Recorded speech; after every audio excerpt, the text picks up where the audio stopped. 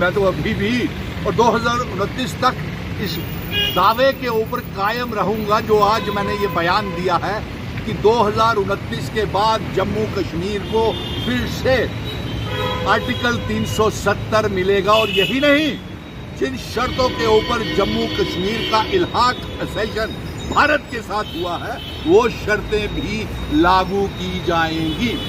और इसके साथ साथ मैं ये दावे के साथ कह सकता हूं कि ये बयान सुन के भारतीय जनता पार्टी की नींदें जरूर उड़ेगी और उन लोगों को भी हैरानगी होगी जिन लोगों ने 5 अगस्त 2019 को रियासत को यूनियन टेरिटरी बनाने के ऊपर और आर्टिकल 370 के तोड़ने के ऊपर, एब्रोगेशन के ऊपर ढोल बजाए थे, लड्डू और मिठाइयां बांटी थी, वो भी उनका सर भी शर्मसार हो जाएगा कि 2029 में आर्टिकल 370 कैसे वापस आएगा। और इसके साथ यही नहीं, अगर किसी को शक है, मैं पत्रकारों को भी कहूंगा कि आज अगर रियासत के दर्जे में देरी हो रही है तो इसके लिए जम्मू के मोदी गोदी मीडिया भी जिम्मेवार है, जिसने लोगों की हकीकत, आवाज सही तरीके से नुमाइंदगी नहीं की। और मैंने देखा कि जो सच्चे पत्रकार हैं उन्होंने सही अवाम की नुमाइंदगी की, लेकिन जिन पत्रकारों ने आर्टिकल 370 के ऊपर मिठाइयां खाई, रियासत टूटने के ऊपर मिठाइयां खाई, मोदी का गुणगान करते रहे, वो शर्मिंदगी उनको 2029 में होगी।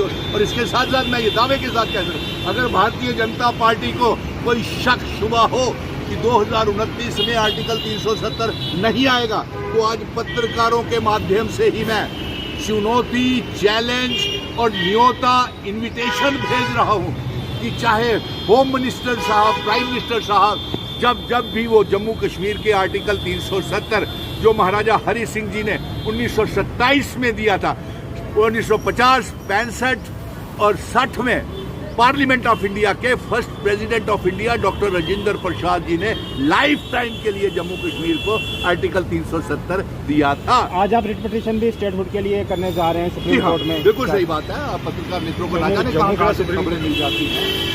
इसका जल्द ही हम रिट पिटीशन दिल्ली में दायर करने जा रहे हैं और काबिल तरीन वकीलों के साथ हमारा राब्ता है, और ताकि जो इन्होंने हमारी पहली रिट पिटीशन जो 11 दिसंबर 2023 में जो फैसला आया था, जो 30 सितंबर से पहले चुनाव करवाने का और उसके बाद रियासत का दर्जा जल्द वापस देने का जो सुप्रीम कोर्ट से फैसला आया था, Bharatiya Janata party, prime minister साहब, होम मिनिस्टर साहब, आप क्यों वादा खिलाफी कर रहे हैं? आपने खुद भी तो पार्लियामेंट में कहा था कि जल्द रियासत का दर्जा वापस किया जाएगा, और सुप्रीम कोर्ट ने भी आपको हिदायत देने के बावजूद तानाशाही इतनी बढ़ गई कि आप रियासत का दर्जा वापस नहीं कर रहे हैं। और आज हमें फिर से रिट पिटीशन दायर करने के लिए आज ही मैं दिल्ली जा रहा हूँ। सुप्रीम कोर्ट के वकीलों के साथ हमारी मुलाकात होगी।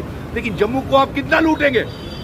अरे बहुत लूट लिया। 5 अगस्त 2019 के बाद Jammu Kashmir on grand sale. आपने पहले टोल प्लाजा लगाए, दरबार मुंह बंद किया, लीकवर माफिया, माइनिंग माफिया, शराब की दुकानें, और ना जाने हम पे क्या क्या तोहमतें आप लगाई।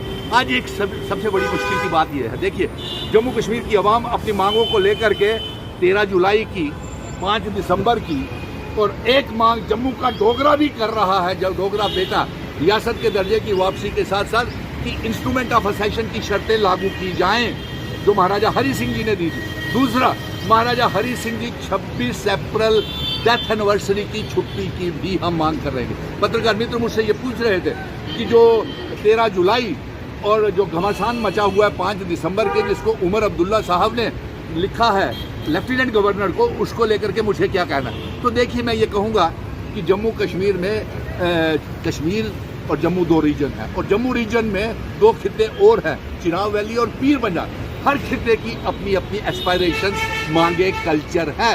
आज तो सारा 1 करोड़ 30 लाख अवाम जम्मू कश्मीर की हिंदुस्तानी है। पहलगाम के हादसे के बाद उन्होंने जम्मू कश्मीर को अपना मुल्क पहले भी मानते थे। यही तोहमत लगा करके हमें प्रोवोकेट जम्मू वर्सेस कश्मीर, हिंदू वर्सेस मुसलमान अखनूर में टोल प्लाजा लगने जा रहा है, लेकिन भाजपा के 28 उम्मीदवार बिल्कुल चुप बैठे हैं। क्या अरे वो तो चुप खामोश तो बैठे हुए हैं। वो रियासत के दर्जे की कभी मांग की, कभी इसीलिए तो सुनील डिम्पल को फिर रिट पिटीशन दायर करने के लिए जाना पड़ रहा है।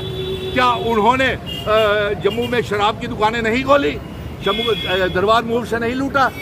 और आज टोल अभी बहुत जान बाकी है जम्मू कश्मीर के लोगों में, और ये जान जो है कितना खून चूस लोगे आप जम्मू कश्मीर के लोगों का। मैं भारतीय जनता पार्टी वालों से पूछ रहा हूँ, आपने पावर प्रोजेक्ट बेच दिए, स्मार्ट मीटर दे दिए, प्रीपेड मीटर दे दिए, बिजली के बड़े बड़े बिल दे दिए, चिड़ी हुई सरकार को आप चलने नहीं दे रहे, टोल प्लाजाओं का शहर बना दिया, कुछ राजौरी में टोल प्लाजा लग रहे हैं सड़कों के ऊपर, तो आप बहुत लूट रहे हैं। और आज आपको मुबारक की बात है कि हम फिर वो जो हमसे 5 अगस्त 2019 को छीना हुआ है वो फिर वापस लाएंगे।